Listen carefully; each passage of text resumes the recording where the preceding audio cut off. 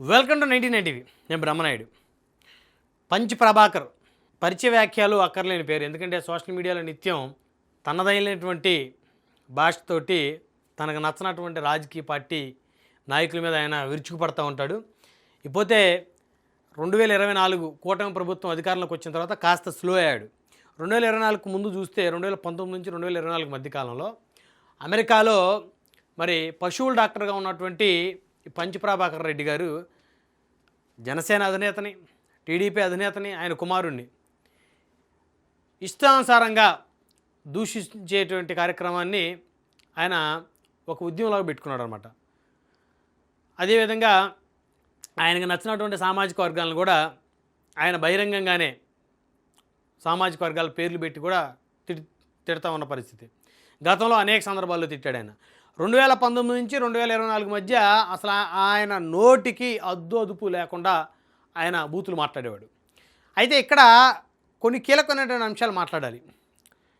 Punch Prabhakar Reddy వ్యక్తిగత జీవితానికి కనుక వస్తే చాలామందికి తన సొంత డబ్బులు సహాయం చేశాడు అనేటువంటి ఒక క్రెడిబిలిటీ ఆయనకు ఉంది. ఆ ఒక్క విషయంలోనే మానవతా విలువలకు సంబంధించి కొంతమందికి ఆయన ఆర్థిక సాయం చేశాడు అనేది.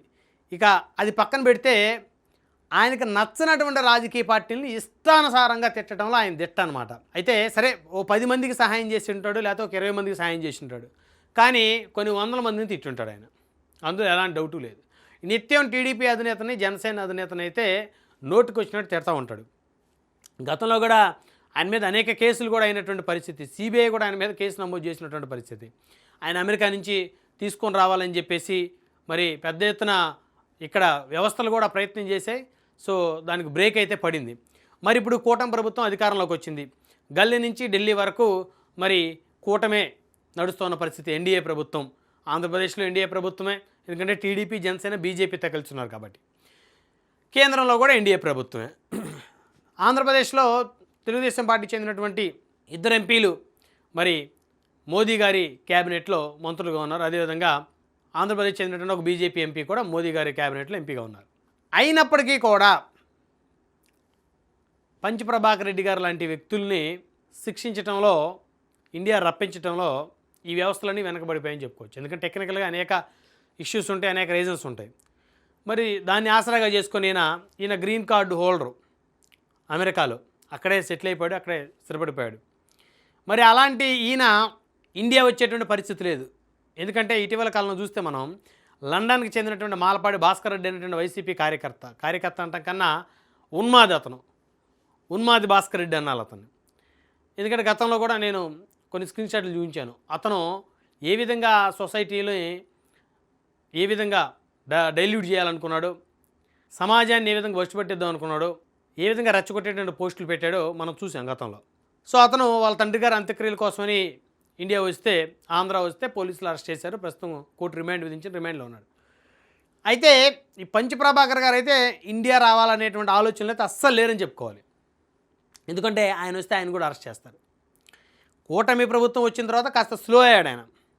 కానీ గత కొన్ని రోజుల నుంచి పంచ్ ప్రభాకర్ గారు రెచ్చిపోతూ ఉన్నారు. గత 2-3 రోజుల నుంచి ఆయన చేస్తున్నటువంటి వీడియోలు చూస్తే పంచ్ ఈజ్ బ్యాక్ అన్నట్టుందనమాట. అసలు ఆయన తిట్టే తిట్లకు కానీ, ఆయన మాట్లాడే మాటలకు కానీ కొంచెం కూడా అదుపు అనేది అయితే లేదని చెప్పుకోవాలి. చంద్రబాబు నాయుడు గారిని, లోకేష్ గారిని, పవన్ కళ్యాణ్ గారిని, వెంకయ్య నాయుడు గారిని ఇక చెప్పుకుంటా పోతే కొన్ని సామాజిక వర్గాలకు చెందినటువంటి కీలక నేతలే టార్గెట్ ఆయనకి. అసలు ఆయన తిట్టే తిట్లు నిజంగా మరి యూట్యూబ్లో కూడా అప్లోడ్ చేయడానికి అర్హత లేదనమాట ఆయన వీడియోస్. కానీ దురదృష్టం, టెక్నాలజీ ఆ విధంగా డెవలప్ అయింది కాబట్టి ఈయన మళ్ళీ మొదటికి వచ్చేసాడు. అంటే కూటమి ప్రభుత్వం అధికారంలో ఉన్నప్పటికీ కూడా పంచ్ ప్రభాకర్ రెడ్డి గారు లాంటి వ్యక్తులు ఇండియా రప్పించలేకపోతా ఉన్నారు, తెప్పించలేకపోతా ఉన్నారు ఇక్కడ వ్యవస్థలు.